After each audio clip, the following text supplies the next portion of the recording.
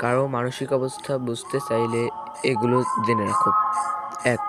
কেউ যদি তোমার সাথে কথা বলার সময় বারবার চোখ ঘুরিয়ে ফেলে, বুঝে নাও সে কিছু লুকাচ্ছে। ২. কেউ যদি বেশি হাত নাড়ায় বা চেপে ধরে রাখে, তাহলে সে নার্ভাস নয়তো কিছু গোপন করছে। ২. কেউ যদি গলার স্বর উঁচু বা নিচু করে, তাহলে বুঝতে হবে সে মিথ্যা বলার চেষ্টা করছে। ৪.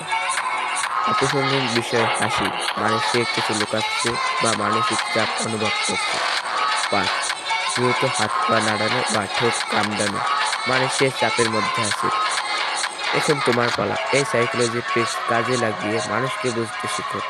ভিডিও ভালো লাগলে লাইক করো, কমেন্ট জানাও তুমি কোনটি আগে খেয়াল করছো। আর অবশ্যই চ্যানেলটি সাবস্ক্রাইব করে পাশে থাকো। আর না ও দেখা হতে পারে তোমাদের সাথে।